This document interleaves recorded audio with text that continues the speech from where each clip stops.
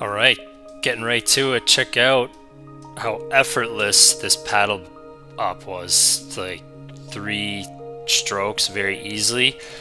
So is this board too long for the Great Lakes or small conditions? Absolutely not.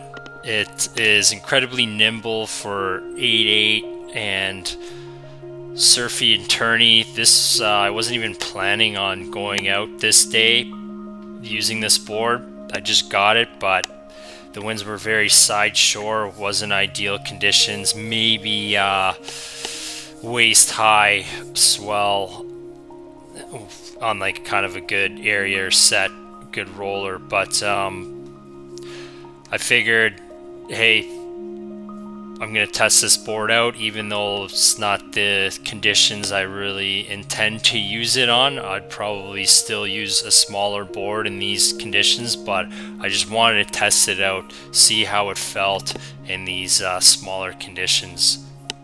My original intent to use this is for like open lake runs where it's been blowing for a few days, there's been a good swell established, and really want to get onto those smaller foils like the Lift 110 HAX, which is like 710 square centimeters. Even with the Lift 150 HAX, which is like 950 square centimeters surface area approximately, when the lake gets going good, it's hard to keep up with those big swells. Like, I gotta peel off and, you know, get on to the next swell. I just can't keep up with it. So with this board, I'm really hoping to get in with those small foils and just be able to fly and just scream downwind. This is a paddle up with the Lift 110 HAX. It was easy enough. I ended up switching the foil after a couple kilometers. Just the pumping and the waves weren't there. But this board in the north wind, like big, long, open swell, it gets up so easy, and it kind of minimizes the bumps, and just really good high speeds, sending it down the waves fast and in control. And you're not really, like, when you're going super long downwinders, you're not really turning as much as like a Hood River style.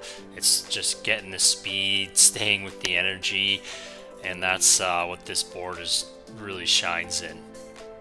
With the small foil, I figured out with the 710 square centimeters, just going to use it when it's nuclear winds, like 30 knots plus consistent. Just didn't have the conditions to run the whole way with it. Let's take a quick look at this beautiful board. Kalama Barracuda. It's the 8/8, 6.5, 18 wide, 106 liters. There it is.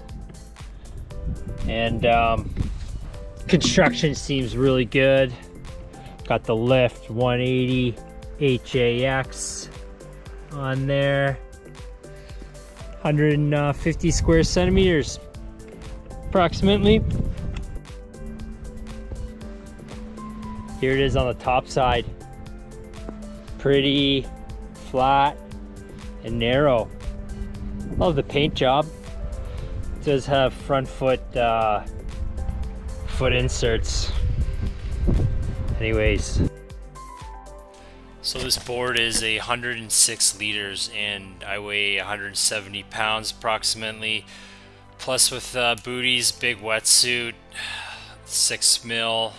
It's probably 10 pounds roughly, so 180 pounds. The board at 18 inches wide and 106 liters felt very stable. I like how it's flat bottom throughout, keeps the stability high, and felt really nimble. I mean, there's pros and cons to everything. Is a shorter board better?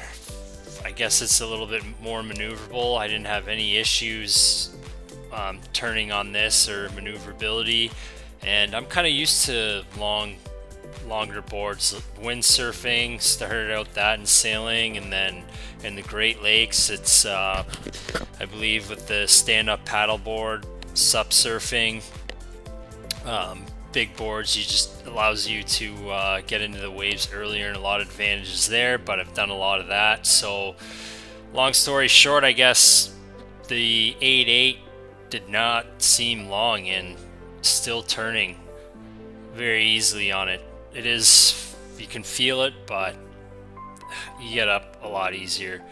Also, most of the volume is in the center of the board. The tips are so narrow that you know, there's not a whole lot there. But yes, you can feel it's an 8.8, but I mean, the paddle ups are incredibly easy. Just awesome.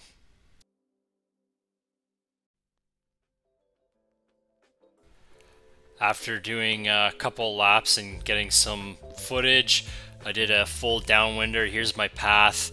I believe it's roughly over 10 kilometers upstream against the current, and as the river bends, the waves and the conditions change constantly. Anyways, I got into some really small stuff and was able to pump through it, and always an adventure downwinding. It's so much fun. Not only is the surfing part of it, but just, oh, you never know what you're gonna get into, and it's an adventure. Just, there's so much to it. And anyways, made it up with that 8.8 board and really small stuff, and I'm glad I had it because some paddle ups were tricky. Also, paddling back or wherever you need to go or out in the lake is pretty quick too. That's nice. So flat water paddle ups, you could get the board up to speed pretty quick, and you could get it moving fast. It's with it being longer, you got to watch out for the front and the back. If you really start trying to pump with your legs and porpoise it, I was trying to keep in mind just get the speed up and just like unweight the board. Still have to play with it and work with it, but it worked really well. Anyways, thanks for tuning in. If you haven't already, please subscribe. That'd make me very happy. And go out, have some fun. Spring is here, and I'm excited. Thanks. Bye.